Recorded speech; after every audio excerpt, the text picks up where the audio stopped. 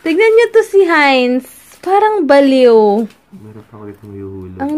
Okay na yan, 50. Bakit ba? Pero naman yan. Sabi niya, 10 pesos, 20 pesos ka lang per day. Ha? 20 pesos ka lang. 10. Alam mo ba, 10 lang? Alam mo ba, kinumpute ko, nakita ko, pang Feb na yung hulog mo.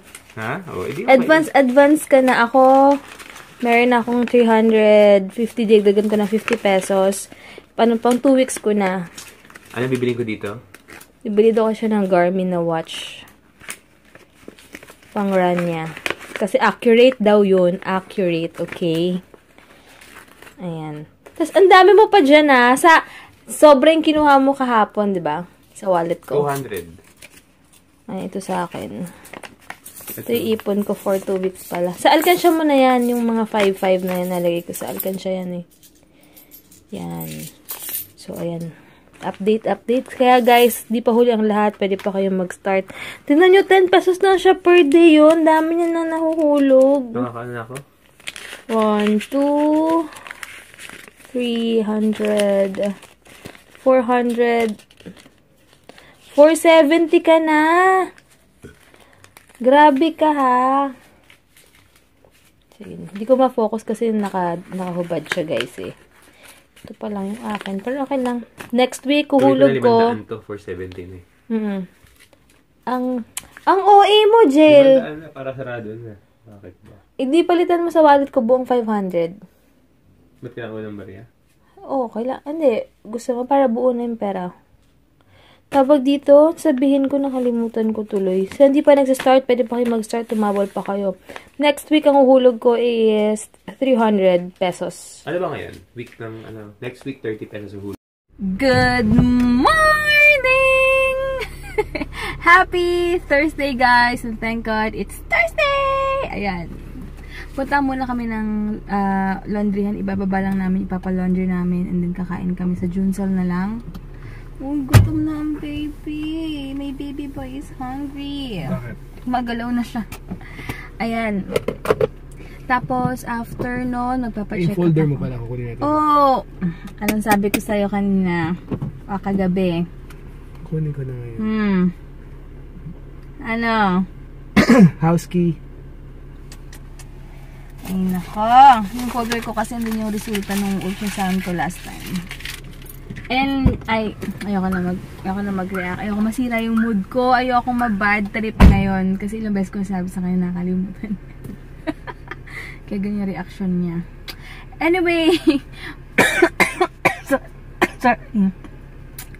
Magpapacheck up ako. And pang number 3 daw ako, sabi ni Dr. Reyes. Sabihin ko daw dun. And then, after noon, wala, lakad-lakad lang kami. Ang tawag dito? Na-stress kasi ako kanina. Pero konti lang. Pero tsaka ako nasasabihin sa inyo pag nalipat na kami kung bakit ako na-stress or kung ano man. Pero di naman to about sa relationship. Basta pag nakalipat na kami, tsaka ako sabihin. Marami akong kwento. And then kahapon pala kukwento ko na yun nangyari. Adi sinundan ko nga yung sinundan ko yung service road going to Bayani Road. Sobrang haba pala ng Bayani Road. Tapos sa Waze, sabi sa Waze na pag sa army something ka na army gym, kakaliwa ka. So ang pagkakaintindi ko, meron doon parang intersection, kakaliwa, feeling ko doon yung army gym. Pero pagkaliwa ko, nabigo ako, sabi ko parang nagtanong ako kay kuya. Sabi ni kuya, pagkaliwa ko, kuya, sabi ko, asan po yung army gym? Doon, sa kabila. Okay, U-turn, daming kotse. Tapos di pa nagbibigayan. Punta ako doon. Sabi ko, ba't parang wala namang army gym dito? Ganyan. Sabi ni ate, ay, balik ka doon. Ganyan. Sabi ko, pagbalik ko, wala namang army gym. Yung pala, hindi na ako aabot sa intersection. May kaliwaan na kasi kulang doon. Walang signage. Halimbawa, may kaliwaan going to army gym. Kailangan dapat may signage, diba? Kasi sa Waze, hindi naman lahat nakalagay doon. Alam niyo, tsaka hindi ako magaling sa mapa talaga. Talagang, mahina ako dyan. Aminado naman ako. Okay, ito na nga. So, babalik twice. Yung pangalawang balik ko, sabi ni ate, mag-U-turn ka na lang dyan. Ako naman U-turn naman ako. Hindi ko naisip sa sobrang taranta ko. Siyempre, hinahanap ko yung army gym na yan. Grabe, imagine yun, nag-U-turn ako sa one way. So, yung mga kotse, pinagbubusinahan ako. Sabi ko, nag-hazard ako. Sabi ko, shock. Sabi ko talaga. Tapos, sabi ko, pati balat ng mikmik nandito. May tapos, tsokolate pa. tapos, para sabi ko, patay, nagbubusinahan na. Pero may ibang mababait na pinagbigyan ako. Imagine ninyo, lahat sila papunta dito. Ako papunta lang mag-isa lang. So, syempre yung iba, sabi ko nga, yung mga Pinoy talaga. Syempre, alam naman na nagkakamali ka na, binubusinahan ka pa. Parang, alam mo yun? Ay, naku, ganun talaga. May mali dito sila, binubusinahan. Hindi, pero 'di ba grabe naman sila. Tapos saka nag-hazard naman ako. So, ayun nga, may nagbigay sa akin. Tapos, di sabi ko, ang haba. Sabi ko, sabi ko, dito McKinley, doon Makati. Sabi ko, paano kaya ito? Tapos buti may natanungan ako, kuya, saan yung U-turn dito? May U-turnan pa. Sabi niya, meron po, doon pa sa dulo. My goodness, ang layo ng U-turns lahat. Tapos ganyan. Nakakaloka. Tapos pagbalik ko, naka-U-turn na ako. Nagtanong na ako sa traffic enforcer. Sabi niya, baba ka lang dyan. Ay, hindi. Sabi pa ng traffic enforcer, pagbaba mo dyan, sa kanan, Army Gym na. Sabi pa ng MMDA, mag-U-turn ka na lang doon sa may Bonifacio something. Ang layo, U-turn na naman ako. Tapos, ay, finally. Talagang kabang-kaba ako. Pero natutuwa ako kasi sabi ko nga kagabi na si Hugo nga. Nung time na nasa-stress ako, ang behave niya, hindi siya malikot. Pero yung once na lumapag na ako dun sa parking ko, dun siya nag-hyper. Parang sabi niya, relax ka na, mami. Nakakatuwa. As in, talaga nakisama sa sag-aalala na ako sa kuno ko, baka anong mangyari sa akin or mga sa baby ko dahil na-stress ako or something. Pero wala naman. Pero at least nakapunta na ako sa Bayani Road. Pinush ko rin talaga kasi yung sarili ko na pinush ko rin na sunduin siya kasi ang hirap din ng sakayan, naawa naman ako, tsaka kaya ko naman kasi alam ko naman sarili ko pag kaya ko, kaya sabi ko sunduin ko na lang, tsaka parang ang lapit lang naman. So ayun, may nag-PM sa akin si Erica. Thank you so much, Erica, sa pagturo sa akin going sa service road. Tapos ayun, nag-waze na ako, ang haba pala ng Bayani. Madali naman talaga siyang yung tinakbo ko oo nga, ayun yung tinakbo mula saan yan? 25K Isa, ayun? New Balance. Ang haba ng Bayani Road. Ayun nga, kulang lang sa signages kasi nakalagay sa kaliwa. Pero parang alam mo yung pag andun ka na, pag di ka familiar, alanganin talagang mag-left turn ka kasi wala man lang na nakalagay na going. May problema dito sa Philippines kulang tayo sa mga road signs. Kahapon pa, pag pauwi namin, sabi nila, Alabang, service road ulit, diretso daw kami. Diyos ko po, pag diretso namin, dapat pala kumanan na kami kasi Alabang pa rin nakalagay sa signage, naka-diretso yung Alabang, parang ano pa to. Pero masaya experience kasi na familiarize kami dun sa place. Nakapunta ako sa Bayani Road. Masarap lang din mag-explore, at least butin wala talaga ng huli kasi umaambo nun. Kung hindi, patay talaga nahuli na ako dahil imagine niyo one way and dam. Parang siyang malaking kalsada na one way. Pag dumiretso ka, Makati, Pasig na pala yun. So pag dumiretso ako, wala na akong choice, sa Pasig na ako, patay na talaga. Pero okay lang. Ayun, so ano siya, ang ganda ng hair niya. So ayun guys, mamaya na lang ulit. Ito na pala yung folder ko. Dito yung mga records simula nung 4 weeks pregnant ako.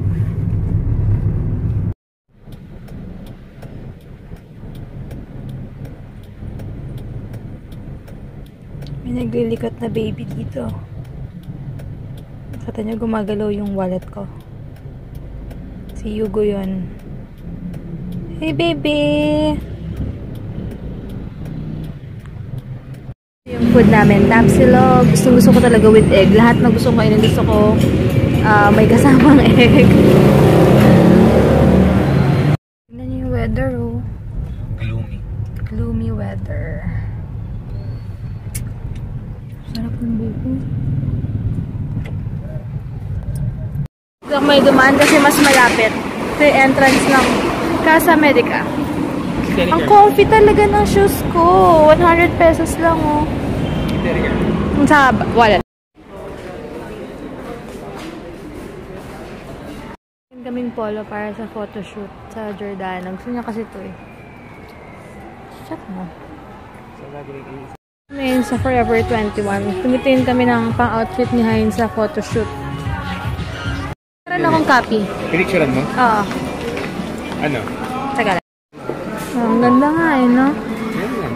Ganyan lang, simple lang. Ganyan nga yung binili natin kay Tita Vic, di ba? Yung color brown. Okay lang. Mas importante meron. Tingin kami. Asan ba yung brand na yun? Kingston? Dito tayo, Joe. Ganda oh. Simple lang oh. Check tayo. Oo nga, wait lang. Check pa tayo.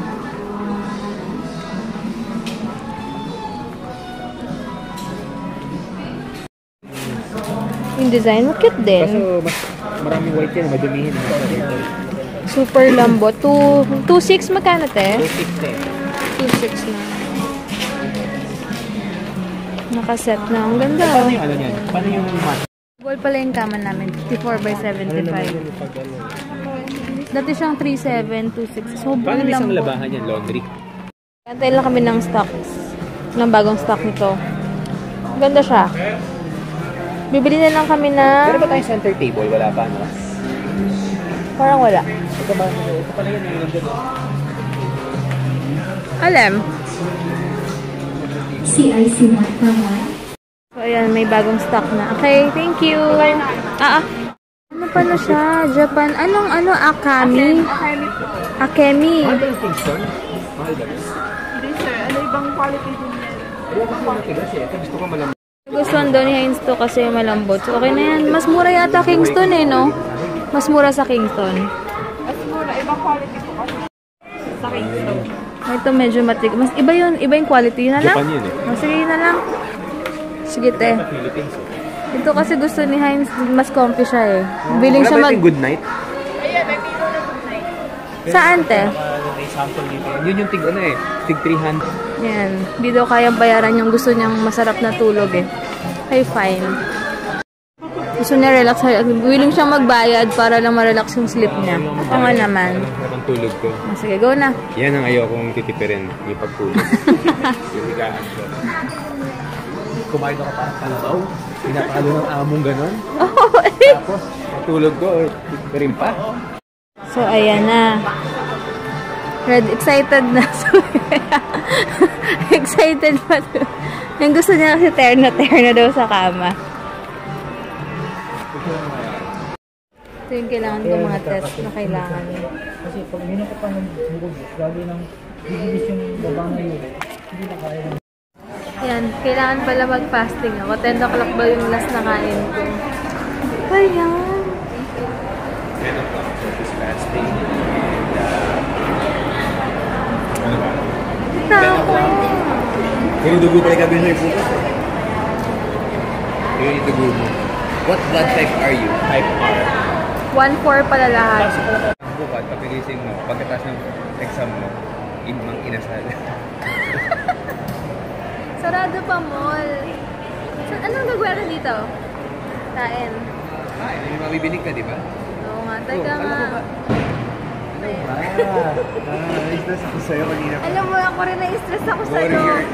Kasi ayaw niyo congenital screening or something. Kasi pero si doctor, hindi naman talaga yung nire-recommend. Warrior lang yun. Tapos Kasi knowing... You. Napanood niya sa vlog. Napapanood kasi ni doctor sa vlog na konting kibot, nag-worry ako. So parang... Hindi na. Pwede. Kaya lang yun ang parking mo. Gutom na ako. Pero kumain ka na. Saan na kain? Ano ba gusto mo? Dapat heavy. Lang ah. Hindi, mamaya pang kain sa hotel. Kumain ka na kumain na. Sinaboy fasting. Yung sa loob. Check namin dito. Fairness, malaki yung chicken nila. Bili ako nito. Mrs. Barrow. Take out ako nito dahil nagpa-fasting ako. Sige, go. Ako ko muffins. Binigyan pala ako ni doktora ng mga gamot, multivitamins. Ayan. Kasi daw masayang din. Binigyan na lang niya sa akin. 4 na ganito. So, may 8 pieces. Ayan. Katulog na yung asawa Hindi ko. umano itatayo ang theme park sa ilalim ng dagat. Sa pagkikipag-ugnayan ng news team sa Masarap kumpanyang kasi siya Coral dun sa World pillow. Under Park o CWP, Ayan. nagpa-partner ng Viacom sa Wait lang, proyekto, TV, wait lang ah. Ayun, may nag-comment rin ng sobrang haba. Hindi ko na binasa kasi alam kong parang nega niya. So, yung mga ganun, hindi ko na ini-entertain. I mean, hindi ko na, tawag dito, hindi ko na ina-accept kasi nga, parang pag in-accept ko yun, may sasagot, may magde-defend, may sasagot, hindi matatapos. Kaya, kung mapansin yun, hindi ako nag-accept talaga ng mga negative. And, given na yun, pag talagang maraming pag totoong masaya ka, ay marami nangyayari sa buhay mo na maganda. May mga tao talaga or isang tao lang talaga na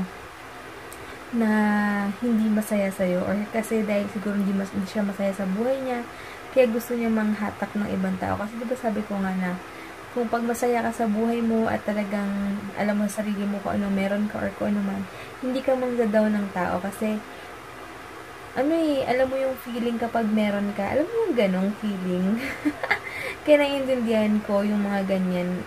Ayoko na magsalita ng hindi maganda, pero naiintindihan ko bakit ganyan karamihan yung mga negative na tao. Kasi, alam nyo na, kahit nasabihin nilang kung ano meron sila, or sa kanila mismo manggaling, or ano man sabihin nila na, alam nyo yun, parang mahirap ma-convince, lalo na pag masyado lang tinataas yung sarili nila, tapos pinadown nila isang tao, gets nyo ba?